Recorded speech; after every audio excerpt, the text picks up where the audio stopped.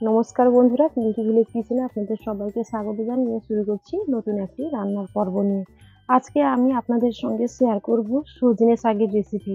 সজনে শাকের ভাজা কিভাবে ভাজতে হয় সেই রেসিপিটা আজকে আপনাদের সঙ্গে শেয়ার করব।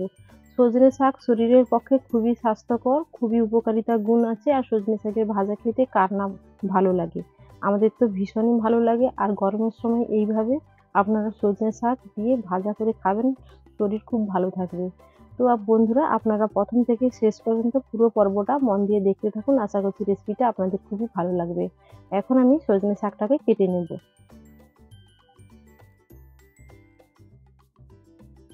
সজনে শাকের ডাঁটাটা আমি বাদ দিয়ে শাকগুলোকে নিয়ে নিয়েছি। আর দেখতেই পাচ্ছ, শাকগুলোকে এভাবে হাত দিয়ে তুলে নিয়ে নিয়েছি, ডাঁটাটা ফেলে দিয়েছি। আর এই শাকগুলো এখন আমি কেটে নেব।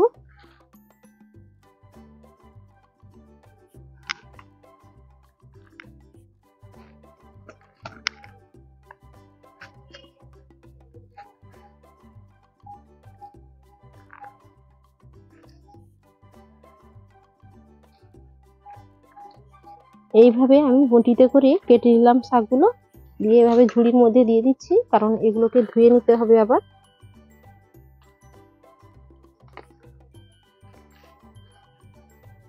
এবার আমি সব শাকগুলোকে কেটে নিয়েছি।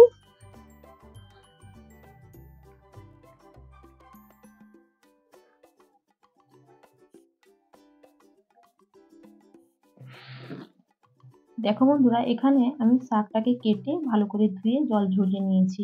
আর এদিকে উনুনটা ধরিয়ে কড়া বসিয়ে দিয়েছি। কড়ার মধ্যে এখন সামান্য পরিমাণে জল দিয়ে দেব। দিয়ে সজনের শাকগুলো এর মধ্যে দিয়ে দেব।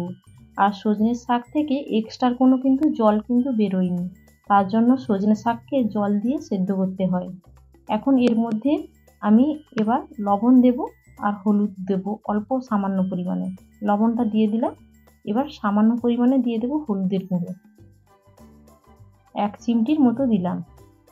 আর এবার নেড়ে চেড়ে আমি সুন্দর করে এভাবে হলুদ আর লবণটাকে মিশিয়ে নিলাম। আর বন্ধুরা, এই সজনে শাকগুলো কিন্তু একটু শক্ত হয়, তার জন্য একে ঢাকা দিয়ে সেদ্ধ করে নিতে হবে।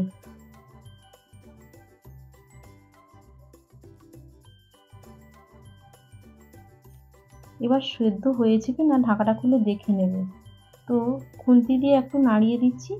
এবার দেখে নেব সেদ্ধ হয়েছে কিনা খুব ভালো করে। তো সেদ্ধ হয়ে গেছে। এবার আমি উনুন থেকে কড়াটা নামিয়ে নেব। নামিয়ে এই ঝুড়ির মধ্যে ঢেলে নিচ্ছি।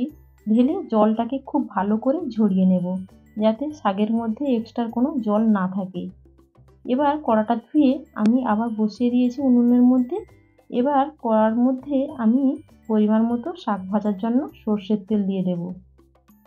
এবার যে উপকরণগুলি নিয়েছি, এখানে নিয়েছি 2টো বড় সাইজের পেঁয়াজ কুচি, 4টা কাঁচা লঙ্কা চেরা, রসুন কুচি নিয়েছি একটু বেশি করে, আর এখানে নিয়েছি শুকনো লঙ্কা 2টো, আর 1 চিমটির মতো জিরে, গোটা জিরে নিয়েছি। এবার প্রথমে আমি শুকনো লঙ্কা কেটে দিলাম ফোড়নে। আর এখানে দিয়ে দেব সামান্য পরিমাণে জিরে। তো জিরেটা দিয়ে দিলাম। তো ফোড়নের একটা সুন্দর কিন্তু গন্ধ বেরোতে শুরু করে দিয়েছে। খুন্তি দিয়ে একটু নাড়িয়ে দিচ্ছি। আর এবার এর মধ্যে দিয়ে দেব কুচি করে রাখা রসুন। রসুনটা সজনে শাকে দিলে খুব ভালো লাগে খেতে। আর রসুনটা আমি থ্যাতো করিনি, এভাবে কুচি করে দিয়েছি। তো রসুন দিয়ে সামান্য একটুখানি ভেজে নিলাম। তো রসুন দিয়ে সামান্য একটুখানি ভেজে নেওয়ার পর আমি এর মধ্যে অ্যাড করব পেঁয়াজ কুচি। পেঁয়াজ কুচি আর কাঁচা লঙ্কা চেরা একসঙ্গে দিয়ে এবার নাড়িয়ে ভেজে নেব। এবার দেখো, এভাবে নাড়িয়ে কিন্তু আমি ভেজে নিচ্ছি। এতে সামান্য পরিমাণে লবণ দিলাম। এইভাবে নাড়িয়ে নাড়িয়ে কিন্তু পেঁয়াজ আর রসুনটাকে ভেজে নিতে হবে। একদম কিন্তু ভাজা ভাজা হবে না, অর্ধেকটা ভাজা ভাজা হয়ে এলে তারপরে এর মধ্যে সজনে শাকটাকে আমি জল ঝরিয়ে নিয়েছিলাম, সেটা এর মধ্যে দিয়ে দিলাম। দিয়ে সজনে শাকের সঙ্গে পেঁয়াজ আর রসুনটাকে বেশ ভালো করে মিশিয়ে নিলাম সুন্দরভাবে। মিশিয়ে এভাবে নাড়ানাড়ি করে একটু মেলে মেলে দিতে হবে, যাতে সজনে শাকটা খুব ভালো করে ভাজা ভাজা হয়ে যায়। আর বন্ধুরা বলে রাখি, সজনে শাকে প্রচুর পরিমাণে উপকারিতা গুণ থাকে। প্রতি গ্রাম সজনে পাতায় একটি কমলা লেবুর চেয়ে 7 গুণ বেশি ভিটামিন সি থাকে, দুধের চেয়ে 4 গুণ বেশি ক্যালসিয়াম থাকে ও 2 গুণ বেশি প্রোটিন থাকে। গাজরের চেয়ে 4 গুণ বেশি ভিটামিন এ থাকে সজনে শাকে। তো বন্ধুরা শুনলে সজনে শাকের উপকারিতা। এবার সজনে শাকের মধ্যে সামান্য একটু পরিমাণে চিনি দিয়ে দিলাম স্বাদ মতো। তো চিনি দিয়ে আবার আমি নাড়িয়ে নিচ্ছি। আর দেখো, কথা বলতে বলতে কিন্তু সজনে শাকটা প্রায় আমার ভাজা ভাজা হয়ে এসেছে, দেখতেই পাচ্ছ। এভাবে কিন্তু বন্ধুরা ভেজে নিতে হবে। সজনে শাকের ভাজা খেতে কার না ভালো লাগে, আমাদের তো খুবই ভালো লাগে। তো আমাদের গ্রামের দিকে সজনে শাক খুব বেশি পাওয়া যায়, তাই আজকে আপনাদের সঙ্গে সজনে শাকের রেসিপিটা শেয়ার করছি। তো বন্ধুরা, আমার এই রেসিপি তোমাদের কাছে কেমন লেগেছে কমেন্টে অবশ্যই জানাবে।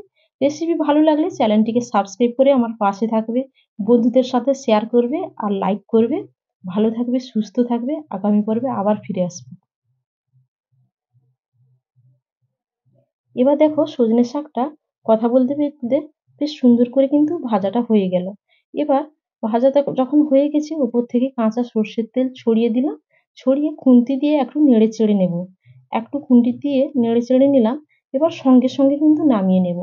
তো সঙ্গে সঙ্গে উনুন থেকে নামিয়ে প্লেটের মধ্যে ঢেলে নিচ্ছি। দেখো প্লেটের মধ্যে এভাবে কিন্তু আমি ঢেলে নিলাম। আর একটু ঠান্ডা করে তারপরে পরিবেশনটা করছি। ওপরে আমি কাঁচা পেঁয়াজের কুচি ছড়িয়ে দিয়েছি। ওপর থেকে কয়েকটা কাঁচা লঙ্কাও দিয়ে দিয়েছি। দেখতেও সুন্দর লাগবে, আর কাঁচা পেঁয়াজ দিয়ে শাকের ভাজা খেতে দারুণ লাগে। আর বিশেষ করে সজনে শাকের ভাজা গরম ভাতে কিন্তু দুর্দান্ত খেতে হয়। বন্ধুরা আপনারা বাড়িতে এভাবে একদিন ট্রাই করে দেখবেন, কথা দিচ্ছি খুব ভালো হবে।